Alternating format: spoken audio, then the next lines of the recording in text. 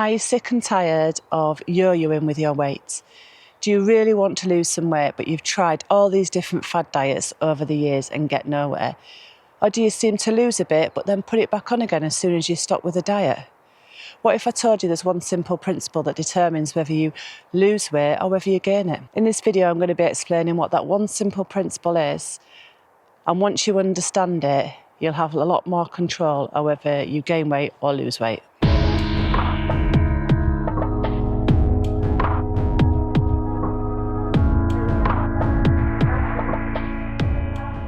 So what is energy balance then? If you look at energy balance as a set of scales and the calories that you intake through food and drink every day on one side of the scales, and what exercise or fitness or activities that you do throughout the day on the other side. And really, we want to be keeping them balanced if you want to maintain weight.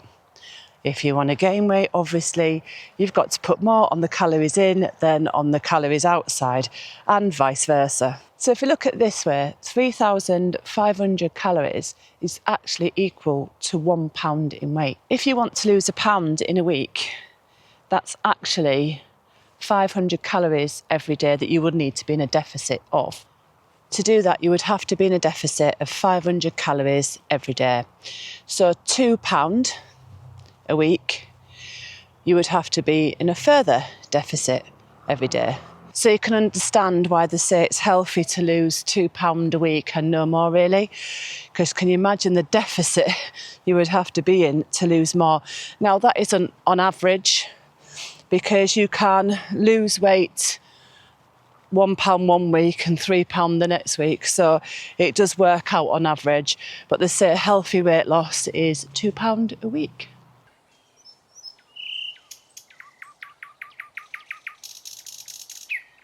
So I use a Fitbit watch and I have the Fitbit app on my phone. And I wear the watch as soon as I get up in the morning. You can wear it to monitor your sleep as well. However, I find that sometimes it lights up at night and wakes me up. And I don't really like having things on my wrists anyway when I'm sleeping. So I use that, get it on straight away when I get up in the morning, after I've had my shower, whatever, I get up and put the watch on. And I also track my food.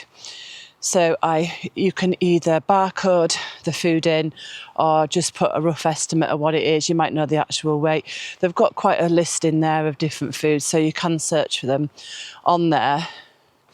And what that does, it's not perfect, but it gives you a rough guide of what calorie intake you're intaking and also what you're burning off, because the watch is also recording what activity you've done. Another way of looking at this is we can look at it as if it's a car.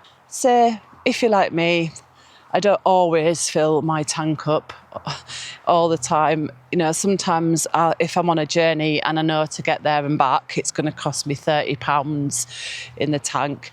I'll just stick the £30 in the tank so I know I can get there and back. So if you think of your energy balance like that, what is it that you need to intake that day to be able to do the journey you need to do that day? So the £30 got me there and back comfortably. So you only need the fuel in your bodies for what you're going to be using that day, don't you? So it's about understanding and not overeating or even undereating. Because if you're an energetic person and you're not eating enough calories, obviously that's not healthy for you either. I only tend to do the food tracking on Fitbit when I'm on a mission to actually lose some weight. I don't do it every week, all year round. But if I know I need to lose a few pounds, I'll start using the Fitbit to get myself back on track. And as I said, it's not perfect, but it gives you a rough idea. And once you start doing it, you should really do it 7 days to start off with, because you need the days and weekends, depending on what your work pattern is and how you eat in the different environments. You need to see a 7-day calorie count, really. And then when you get used to that, you can bring it down a little bit, like to the 5 days a week, like I'm currently doing at the moment. And as I said, it's fat loss that we're actually looking for, or I'm looking for. That is what I'm planning at the moment. I'm trying to lose fat because our bodies can gain water, gain muscle, and all this can be heavier, and you can start counting that on the scales. I use tape measure as well, so I'm not just relying on the scales, I'm relying on a tape measure. So at the moment I've actually lost a little bit of weight, but not as much as I wanted to. But because I'm doing quite a bit of fitness, I'm actually toning up. So I have lost inches around my hips and my waist. However, it's not coming off as quick on the scales. But I know that my clothes are fitting better, and I know that I'm getting results. It's always handy if you are on a weight loss goal like me, is to have a tape measure, a dress tape measure, and a set of scales as well. And do your measurements at the same time each week on the same set of scales. If you do start counting your calories in against your calories out, and you start measuring that once a week, you will start seeing results. And that's if you are trying to gain weight as well. And also bear in mind, if you are on a weight loss journey, or a fat loss journey, should I say, it can take around 12 weeks to see any results. You may see results in between, but the true results, it can take 12 weeks. It is about consistently taking action. So you are going to have to put some effort in at some point, but it's rewarding in the end, and you get fitter and healthier. So if you want to do what I'm doing and track my energy balance 5 days a week, and then measure myself once a week as well, it does take a bit of work, and it can be a bit of a pain, but at the end of it you will see results. So if you think of energy in as well, it's all about making healthier choices and maybe choosing something that's not as calorific as what you would really like to have, but maybe picking a different option. It's about changing your habits for the food that you take in. If you're like me and like your food, I need to eat, so I just have to find something that's not as calorific to eat. I will be doing a nutrition video in this series for healthy habits, so I will go further into that, so look out for that one. So when we look at energy out then, burning energy, what do we need energy for?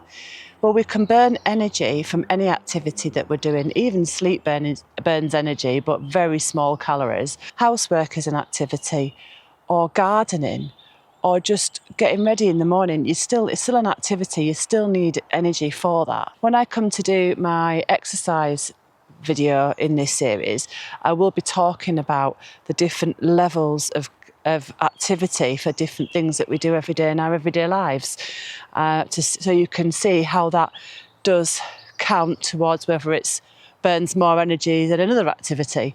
So I will explain more about that in a future video, so watch out for that one as well. But we also need energy for breathing, thinking, digesting food, keeping your organs functioning, and just generally moving throughout the day, like I said.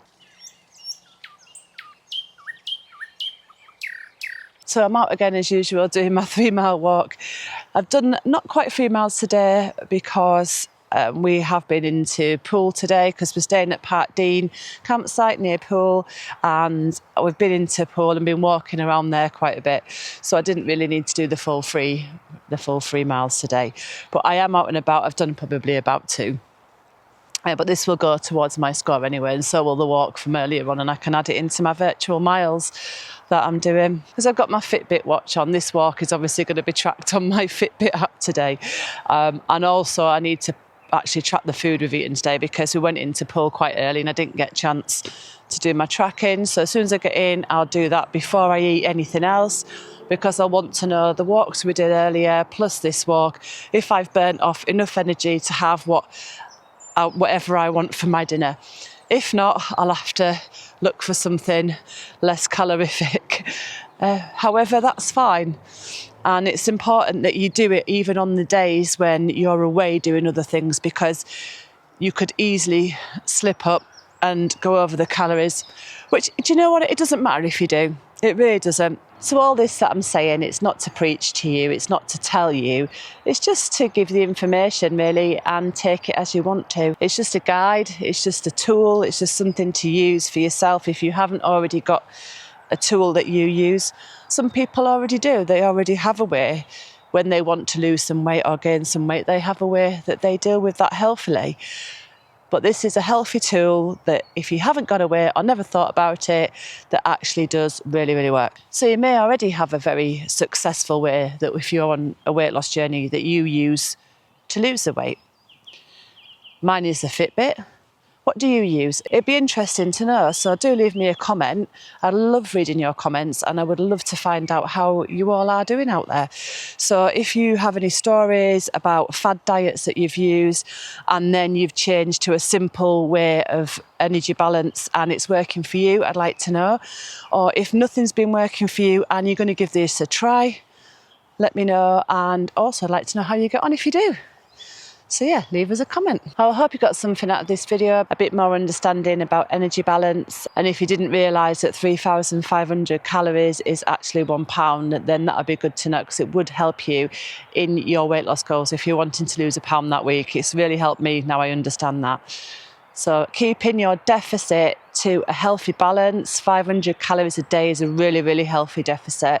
So, and that would be £1 a week. But if you want to go that little bit further, you should not really go over 700 calories, to be honest. So 700 calorie deficit is what I would suggest would be your maximum each day. So it's all about finding out what it is that you need to be intaking each day in some way or another, and how much you need to be burning off so that you can get the right balance for you. And if you want to use Fitbit, or there is other tools out there that do the same thing, and there's other calorie trackers as well.